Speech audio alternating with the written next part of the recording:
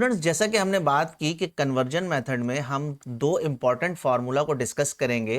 एक तो है आपका क्रेडिट सेल्स का फार्मूला। सबसे पहले हम क्रेडिट सेल्स मालूम करते हैं, उसके बाद हम टोटल सेल्स मालूम करते हैं, जिसमें हम credit sales plus cash sales को टोटल करके टोटल सेल्स मालूम कर लेते हैं। अब सबसे पहले क्रेडिट सेल्स का फार्मूला जरा देखो, इसमें क्रक्स देखो क्या है, जो मेन बातें हैं उसमें मैं आपको थोड़ी सी बता दूं कि सबसे पहले हम इसमें अकाउंट रिसीवेबल का क्लोजिंग बैलेंस लेते हैं। ओके, और वो तमाम की तमाम चीजें हम ऐड कर देते हैं जो अकाउंट रिसीवेबल को रिड्यूस करती हैं।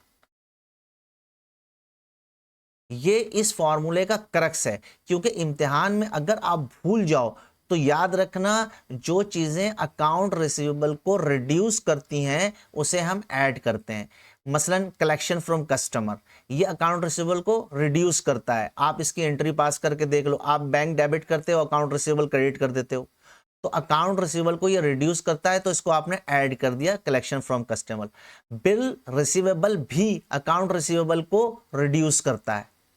ठीक है, जब बिल रिसीवेबल साइन होता है तो आप बिल रिसीवेबल को डेबिट करके अकाउंट रिसीवेबल क्रेडिट कर देते हो। ठीक है, bad debts return of, bad debts return of भी अकाउंट रिसीवेबल को रिड्यूस करता है, क्योंकि हम जब भी बैड डेट्स रिटर्न ऑफ करते हैं, चाहे वो हम अलाउंस मेथड से करें चाहे हम डायरेक्ट मेथड से करें, तो आप जब हम अकाउंट रिसीवेबल पढ़ेंगे, जब हम तो उसमें हम इस चीज़ को डिटेल में डिस्कस कर लेंगे। अभी इतना जान लो कि bad debts return of account receivable को रिड्यूस करता है, इस वजह से हम इसको ऐड करेंगे। और जाहिर सी बात है, सेल्स रिटर्न और सेल डिस्काउंट भी अकाउंट रिसीवेबल को रिड्यूस करता है, तो हम इसको ऐड कर देंगे। अच्छा, इस अब टोटल मालूम हो जाएगा हमारे पास।